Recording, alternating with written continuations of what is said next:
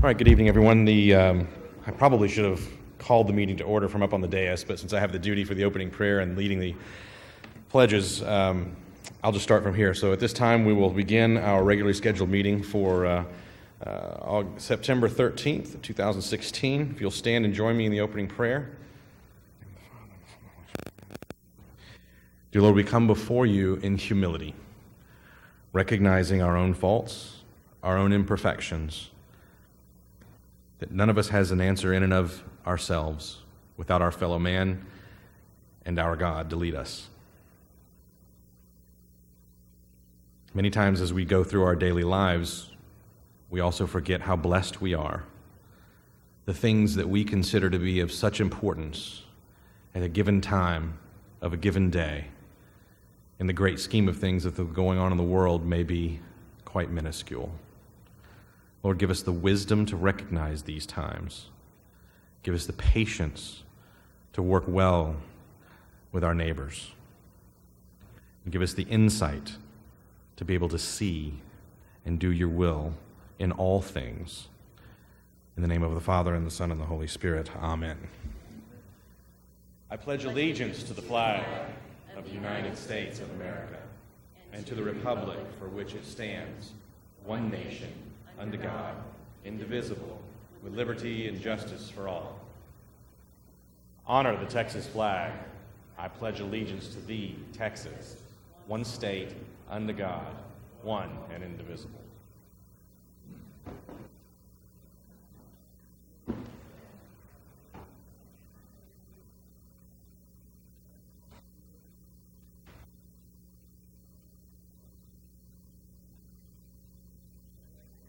Next thing we have on the agenda this evening, we have announcements of upcoming city events.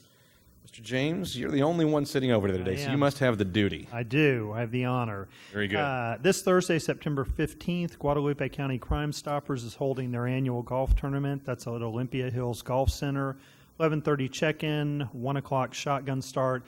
Council's interested in that. You can contact Brenda or Jackie or Donna for information.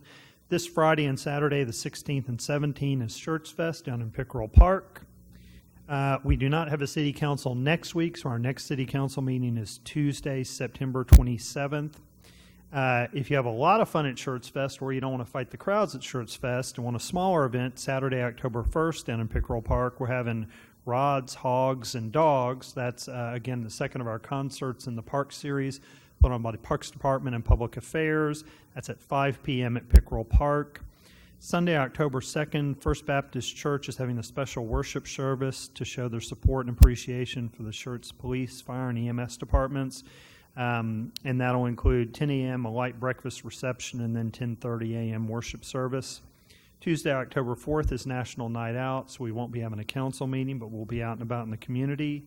Tuesday, the 4th through the 7th, is the TML, the Texas Municipal League Conference up in Austin. Monday, October 10th, city offices are closed in observance of Columbus Day. And then a few election dates to remember. The last day to register to vote is Tuesday, October 11th. The first day of early voting is Monday, October 24th. The last day of early voting is Friday, November 4th. And then election day is Tuesday, November 8th. All right, thanks, sir. Next item on the agenda, announcements and recognitions by the city manager. Mr. Kessel? Mr. Kessel. Mr. Mayor, City Council, wanted to brag a little bit about our IT department. What they did over the weekend was upgrade our encode server, and they also did a dot number upgrade to the software. This was a migration to new hardware, and they had some unexpected glitches, as I think is the standard. They worked through most, if not all of those. They had to touch each of the computers, but this is our enterprise operation. It has our financial packages on it, so anybody that's utilizing the financial packages had their computer upgraded, but it's making things snappier. And from an end user perspective, I can tell you that it was seamless, the upgrade. And so when you can move your server over to a new server and do an upgrade of the software at the same time, and nobody really notices a difference, you're doing your job very, very well. So thank you to IT for that effort. Very good, thank you. Next item that we have tonight, a presentation from the Guadalupe Regional Medical Center, Prescription Assistance Program report. Dr. Riggs, evening.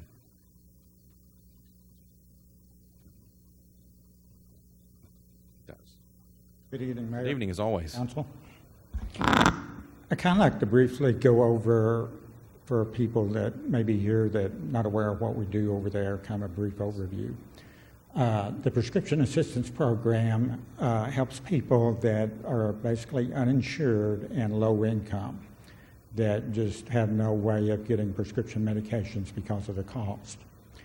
We're located at Guadalupe Regional Medical Center in Seguin in the East Campus, and basically we provide medications for chronic diseases such as diabetes, hypertension, cholesterol issues, cardiovascular disease are some of the bigger ones. We do provide for a few other minor things, but that's the majority of them. The cost for the patient to be part of this program is $15 a month. Just to be on the program, they can get one medication, or I've got some people that are getting 20 a month. So a really good deal, really good return on investment for them. Currently, we have full-time patients that are enrolled with us constantly, somewhere in the neighborhood of about 890. If you look at our report, it says the total number of patients served are 1,169. That includes patients that are discharged from the hospital that we help out initially, also emergency room patients that we see.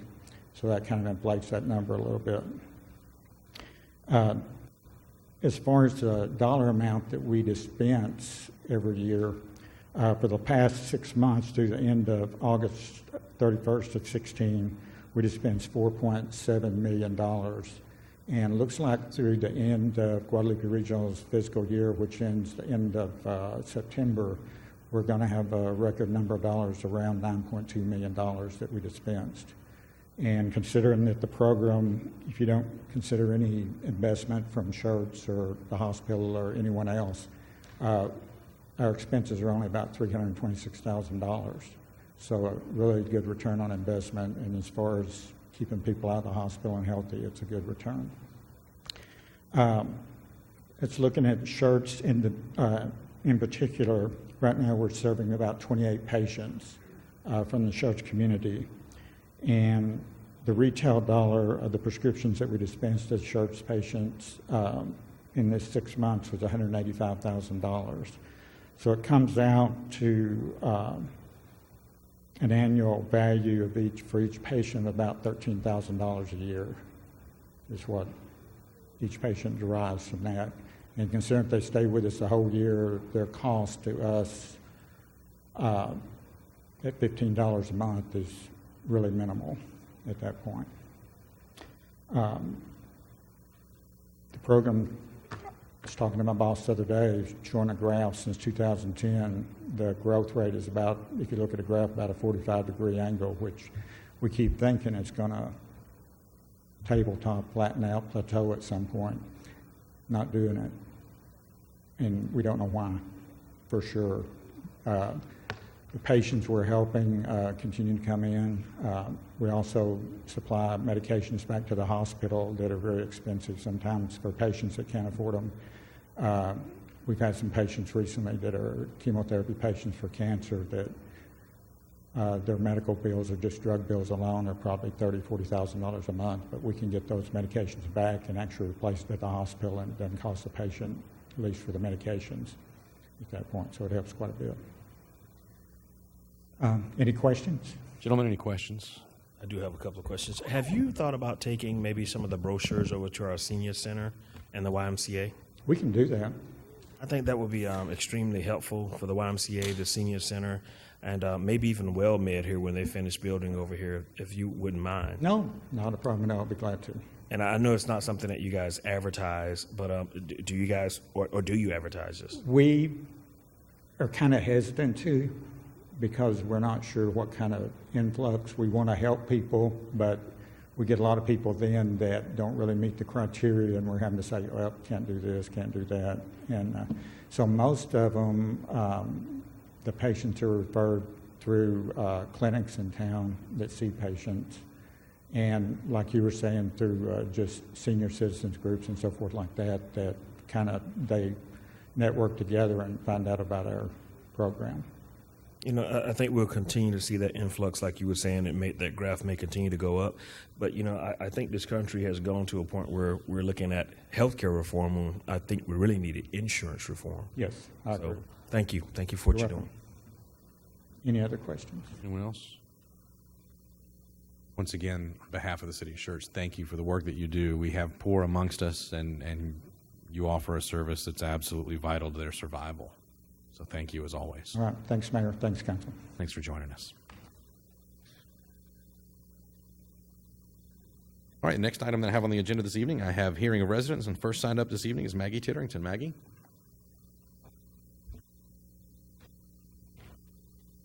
Good evening. Sorry. Quite a few announcements. Next week is our chamber luncheon on the 20th, and we have our guest speaker, Craig Krause, who's from Direct Development. He's from Georgetown, and he's going to be speaking about thriving in people business.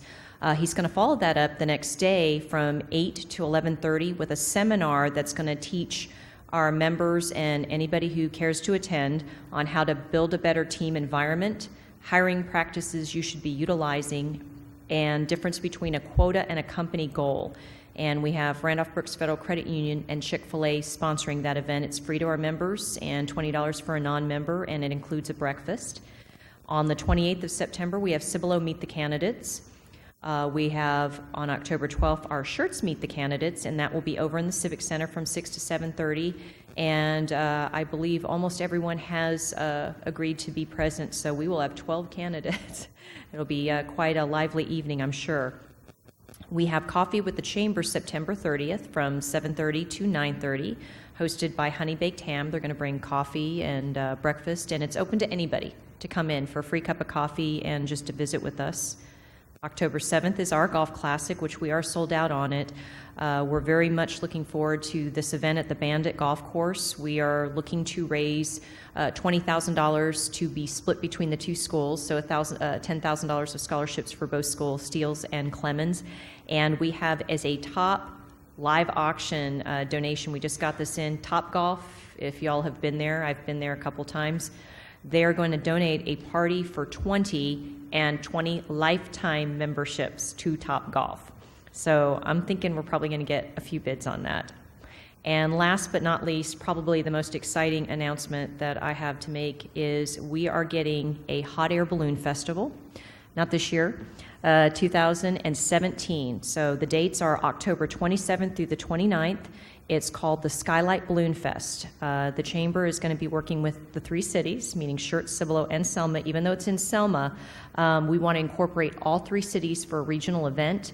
We're looking at heads and beds. We're looking at advertising going out for about a 100-mile radius around our cities, bringing in just a lot of business. We'll have concerts, carnival, at least a dozen balloons, night glows, tethered balloon rides. Already got clearance from Randolph, so that was the biggest one.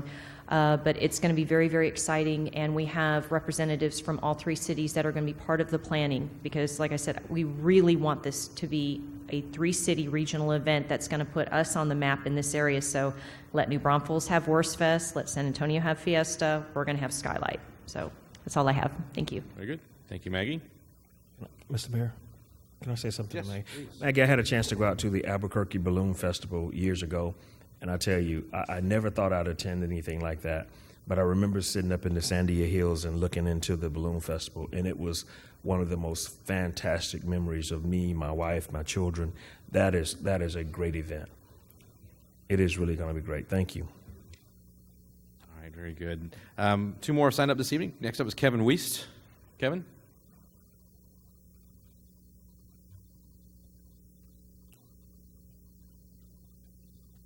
Good evening, gentlemen. My name is Kevin Wiest. I'm a 21-year resident of the city of Schertz. I'm also a U12 director with the SASAT, San Antonio Youth Soccer Association of Texas. Recently, we have had a need to find some new fields for our soccer organization.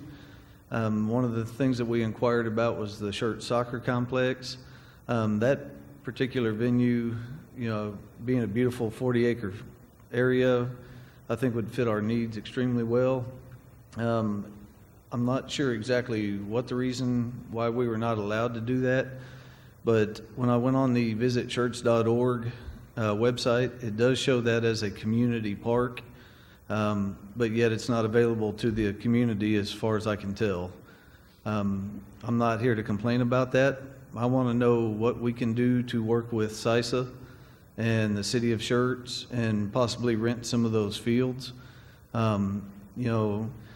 We spend somewhere around $25,000 a season to rent fields.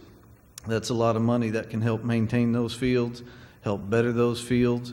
The addition of the bathrooms was nice, but if we can have permanent concession stands that have ice, whether we can help out with carts, whatever it may be, I think we'd like to try and, repair whatever issues there are that would help us get into that situation. I don't know if SICE is open to having other board members outside of the certain organizations that are there, or what their bylaws show as far as how many people they can have on their board. I look to y'all for answers as, not just as a director for SASAT, but also as a parent that's lived here for 21 years and has paid taxes. I'm assuming, I know some of that was paid for with bond money, but I'm assuming as well that a big part of that was taxpayer money as well, that probably purchased some of that and maybe made some of the renovations. So with that being said, I appreciate y'all's time. If y'all have any feedback for me, I would appreciate it.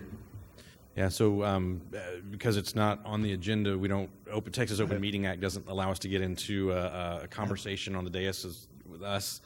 My city attorney's grinning at me, probably already doing more than I should. But what I will say is this: we've already had some communication about this from multiple organizations over the past several days. Sure. I'm going to ask Brian James, who's here, to head up trying to coordinate communication, see what can be worked out, and we'll go from there. I appreciate y'all's time, and like I said, more than anything, just as a concerned parent. Very Thank good. you, guys. Thank you, sir. And last sign up, Ed Kenny. Ed?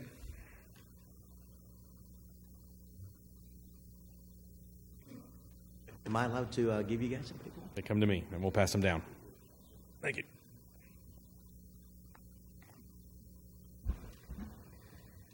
Mayor Carpenter, council members, thank you for the opportunity to speak at your meeting. My name is Ed Kinney. I'm the president of the Soccer Association for Youth of San Antonio. Our league recently moved to Pride Park on Maskey Road, which is adjacent to the Schertz Soccer Complex. We have around 2,000 kids registered in our program for the fall season.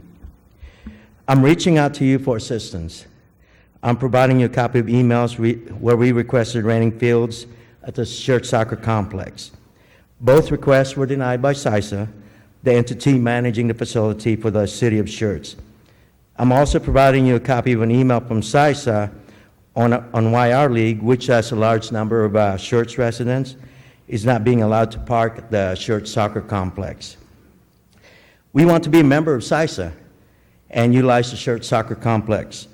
We're not only bringing 2,000 kids to play in Schertz, we are creating opportunities, not only for the players to play soccer, but individuals and businesses as well. We recently had a small business complete the parking lot at Pride Park. We have teenagers working as referees. We have off-duty officers working and controlling traffic on Maskey Road. We have food trucks providing service to our families. And parents from other local communities spending disposable income buying gas, snacks, ice, drinks in stores located in Schertz. I would like to invite Mayor Carpenter and the rest of the council members to come out this weekend and see firsthand what's going on Maskey Road. Our league is playing from 6 to 9 p.m. on Friday night and 8 a.m. to 9 p.m. on Saturdays. We would like to showcase what our league brings to the city of Schertz. In conclusion, I personally do not want to see an incident on Maskey Road. If you look at the pictures that I provided, I don't think anybody has seen Maskey Road with that many cars and pedestrians. And like I said, I would like to invite you guys to come out this weekend if you have time. SISA needs to, In conclusion, I personally do not want to see an incident on Maskey Road. Our number one priority should be the safety of the children. SISA needs to be more inclusive. All we're asking is for the city of Schertz to do the right thing. Is this too much to ask? After all kids matter. Thank you for the opportunity to speak. Thank you, Ed. All right, next item that we have on the agenda this evening, we have our discussion and action items. The first item that we have tonight are the minutes, and it's consideration or action regarding the approval of the minutes of the regular meeting of September 16, 2016. Gentlemen, any corrections or comments about the minutes? Is there a motion to approve them? So moved. Second. A motion from Mr. Fowler, a second from Mr. Thompson. Any other comments or questions from council? Hearing none, I'll call for a vote. Aye. Aye. Aye. Aye. 4 ayes and no nays, the motion carries. Item number 2, excuse council absences. This is consideration or action excusing city council member absences for the following date, for the September 16, 2016 meeting. Any comments or questions on this one, gentlemen? So, Mr. Mayor, I'd like to make a comment on this. Guys, I just simply blew it. I just want to let you guys know I apologize. I worked all through the weekend, and I was just extremely busy, so thank you. Not a problem. Work can often be a priority. Bank wants its money every month. All right, is there a motion to approve the excused absences? Approve. Second. I have a motion from Mr. Thompson, a second from Mr. Edwards. Any other comments or questions from council? Hearing none, I'll call for a vote. Aye. Aye. Aye. 4 ayes and no nays. The motion carries. The next item that we have on the agenda this evening is Ordinance 16S23, an ordinance by the City Council of City of Schertz, Texas, amending the official zoning map by rezoning approximately 90 acres of land from Pre-Development District, PRE, to Planned Development District, PDD. Staff will introduce this item first. Then we have a public hearing scheduled. I'll open the public hearing, allow anyone that would like to speak on this matter to speak on it. I'll close the public hearing, then open it up to City Council.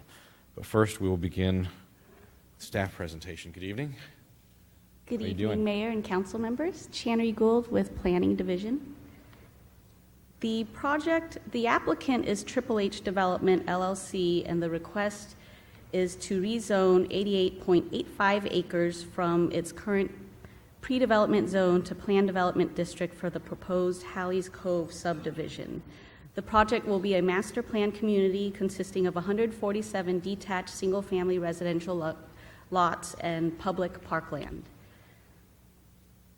It is located in South Schertz, immediately east of FM 1518, about 1,400 feet south of Trainer Hale Road and 1,700 feet north of the I-10. The subdivision on the other side of the project, right here, is the Schertz Forest subdivision, and the project site is outlined in green right here. Properties to the north and east of the site are in the ETJ and are mostly undeveloped with the exception of the commercial use right off of FM 1518, this portion right here. Immediately south of the site, the property is zoned pre-development and is also undeveloped. So as I was mentioning, the ETJ along the northern portion right here, and then immediately east of the project site. On August 12th, 2016, public hearing notices were mailed out to the adjacent property owners within 200 feet of the project site. All of the properties within the boundaries between the blue and red, all of those property owners received a public hearing notice. As of today, 3 responses were received, 2 were in opposition, and 1 was in support.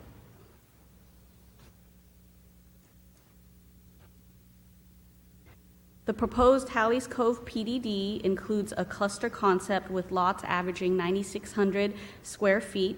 The development utilizes the R1 zone district's lot size and dimensional requirements with a proposed modification to allow for a reduced rear yard setback for a portion of the home to provide for flexibility in design. The primary access to the site is the northern entrance. It's a little difficult to see here, but here is FM 1518, and the northern entrance is right here. And it is proposed as a full access entrance. The second access point for the project site is the southern entrance, and that's right here. And it is proposed as a right-in, right-out only. TxDOT has provided written correspondence indicating that they have no objection to the proposed ingress-egress access points. Along the northern and southeastern portion of the project area are proposed parkland dedications that have been incorporated into the PDD, and that is this portion right here for the northern parkland, and for the southeastern portion, that is right here. The northern parkland dedication being proposed is 24.2 acres, and the southeastern parkland being proposed is 11.7 acres in size. The sector plan amendment for our comprehensive land use plan designates the majority of the subject property as estate neighborhood. The estate neighborhood land use character allows an alternative development option that encourages cluster development to provide for more open space. It also recommends maintaining a maximum density of 2 dwelling units per acre. The project incorporates both of these concepts. It dedicates close to 36 acres as public parkland, and the overall gross density being proposed with the Halley's Cove project is 1.65 dwelling units per acre. The PDD proposes to develop in accordance with the city's estate neighborhood plan development district, with some modifications incorporated into the Halley's Cove PDD. Some of those modifications include the rear yard setback reduction for a portion of the lot, which I had mentioned earlier, utilizing the R1 zoning district as the base zoning and preserving 39% of the gross total acreage as open space, and incorporating a 70-foot landscape buffer in lieu of an 8-foot tall masonry wall along the frontage off 1518 right here. The requested PDD zone is in conformance with the goals and objectives of the comprehensive land use plan and the state neighborhood land use character designation for the project site. The proposed parkland dedication for this project is consistent with the Parks and Recreation Master Plan, which encourages a network of linked linear open space and green space areas. The Parks and Recreation Advisory Board reviewed the project at its August 22nd meeting and found that the proposed parkland dedication is acceptable and consistent with the Parks and Recreation Master Plan. On August 24th, the Planning and Zoning Commission conducted a public hearing and recommends approval. They did include, with their recommendation, a condition to make some modifications to the language related to the reduced rear yard setback, which staff and the applicant have discussed. The changes have been incorporated and are included in the attached exhibit. And staff has evaluated the project and recommends approval of the rezone request. That concludes my presentation. The applicant is also present and available to answer any questions you may have. Very good. Thank you. Thank you, Ms. Gold. At this time, we will have a public hearing on this matter, and anyone that would like to address the City Council may do so when I open the public hearing. Generally, we ask that you keep remarks to 3 minutes or less. I've got a little bit of leeway as the chair where I can let you go a little further than that if you wish, if it's needed. And we do ask that you state your name and address for the record so the City Secretary can capture that for the record. So at this time, I will open the public hearing, and anyone would like to come forward and speak to the Council may. Patrick Christensen, Tower Life Building, Suite 2700, San Antonio, Texas. Here on behalf of Triple H Development, I'm also here with the engineers. If you have any specific questions, we'd be happy to answer those. Very good. After the close of the public hearing, we'll open it up to the Council. I'm sure there will be. Anyone else that would like to address the Council on this zoning item?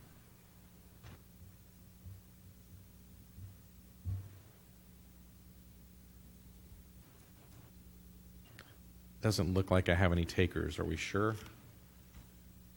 Don't want to close the public hearing prematurely. Okay, doesn't look like anybody would like to address the Council this week on this one.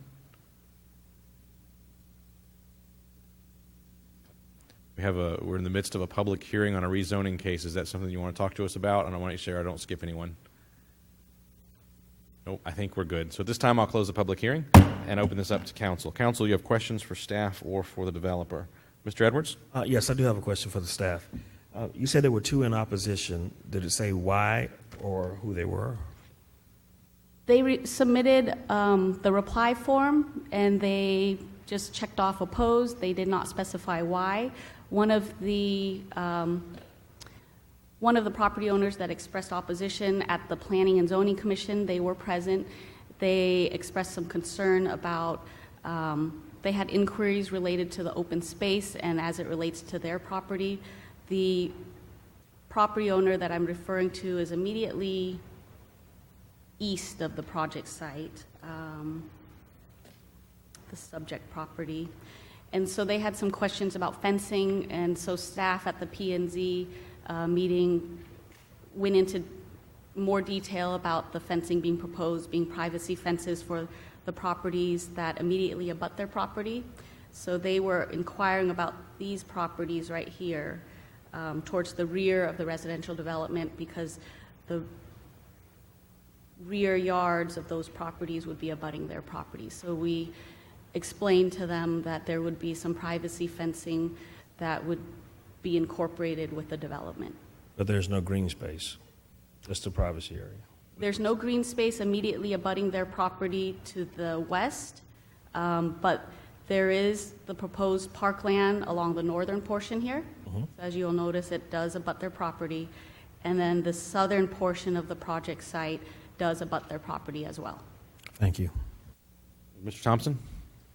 In regards to the 70-foot landscape buffer with the expansion of 1518 that's going to be coming by 2021, was that factored into the 70-foot landscape?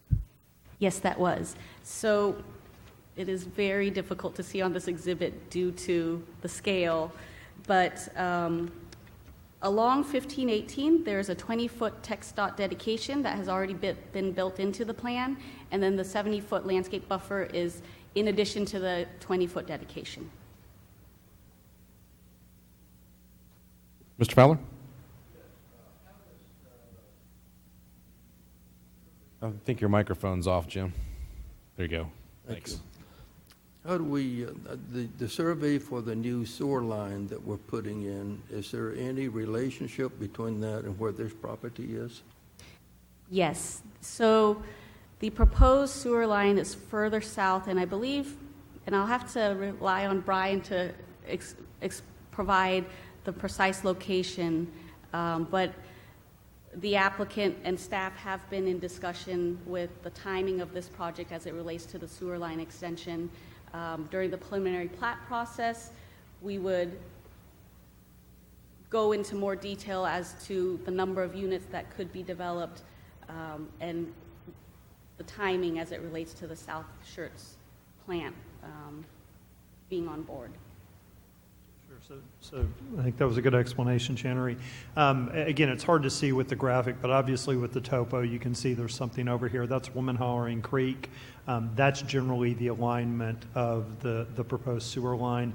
As you may recall, we're out trying to get the last of the rights of entry to go and do that survey work, that geotech work.